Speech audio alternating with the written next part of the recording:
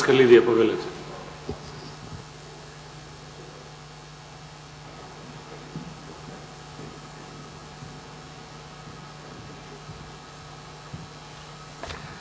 Благодарам, подпредседателе, почитувана заменик министерке, почитувани колеги, почитувани граѓани.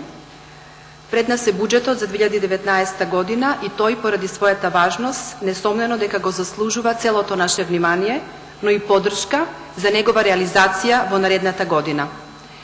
На самиот почеток сакам сосема накусо со една реченица да го спомнам општествено-историскиот контекст во кој се разгледува овој значаен документ. Македонија направи многу сериозен исчекор во својата надворешна политика, ги врати евроатлантските интеграции високо на својата агенда, ја отстрани со дипломатската умешност и мудрост блокадата која стоеше на патот за нашето интегрирање во НАТО алијансата и во Европската Унија. Буџетот за наредната 2019 година има силно изразени социјални елементи и тоа треба да се каже јасно пред граѓаните. И затоа овој буџет е многу важен, бидејќи го означува периодот кога на граѓаните треба да им се испорачат резултатите од промените во економската сфера, кои ги ветивме и кои тие ги заслужуваат. Затоа, во најтесниот фокус на буџетот за 2019 година се граѓаните, нивните интереси, нивните потреби, воопшто кажано, подобрување во квалитетот на нивниот живот од секој аспект. Со многу подоснежни аргументи ќе ја потврда мојата теза дека буџетските проекции за наредната година ќе бидат пресвртница во економските политики. На почетокот од мојата анализа би сакала да го потенцирам фактот дека порастот на вработеноста ќе биде поттикнат преку активните мерки и програми за вработување, поддршката на домашните и странските предпријатија, за отворање нови работни места, како и други мерки за намалување на невработеноста. Проекцијата за раст на бројот на вработени во наредната година изнесува 2,1%, што ќе придонесе просечната стапка на невработеноста да се намали на околу 20%. Би сакала особено да се задржам на делот на социјалната сигурност, праведност и солидарност. Во буџетот, во чии рамки е опфатена целосната реформа на системот на социјална заштита, преку воведување на гарантиран минимален приход и семеен пакет на права, во износи значително поголеми од досегашната парична поддршка на социјално загрозените лица. На приматерите на социјалната помош им се зголемува помошта и до 300% и се олеснува пристапот до надоместокот на дополнителни 11.000 домаќинства, но и на постаните 24.000 домаќинства кои во моментот се приматели на социјалната помош. Се воведува образовен и детски додаток на повеќе од 60.000 деца. Новиот систем на социјална и детска заштита има за цел најголема помош да им пружи на најранливите категории наши сограѓани. Неговата имплементација ќе придонесе за извлекување на најранливите граѓани, но и на децата од сиромаштијата.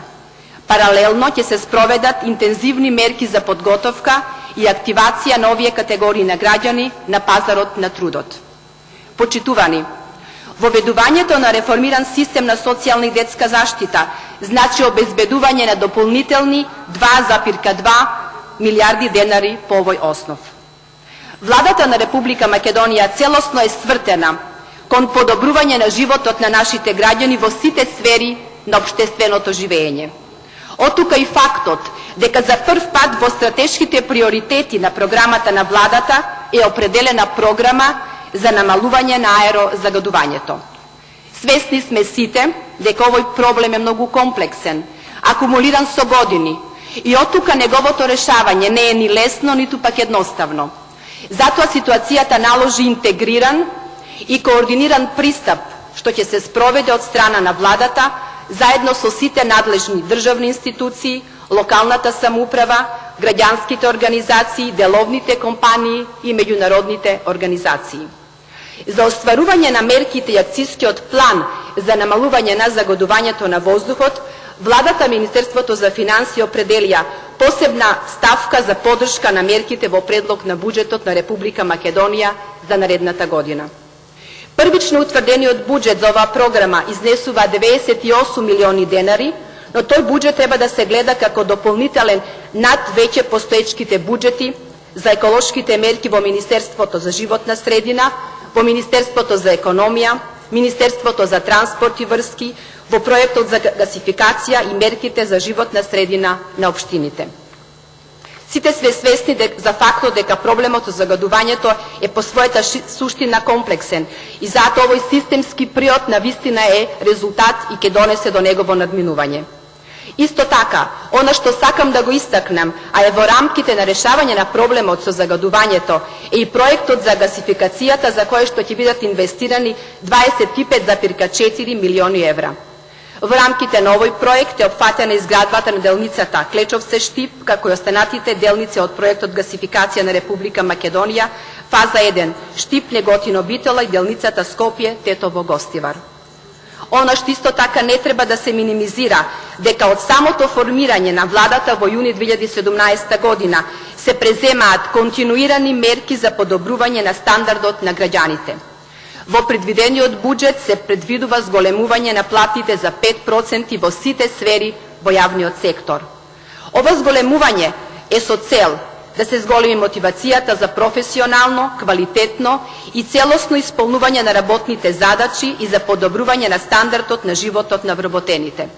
Ова доаѓа во фаза на спроведувањето на преговарачките процеси во НАТО и ЕУ и во услови на неколкогодишни замрзнати плати во јавниот сектор.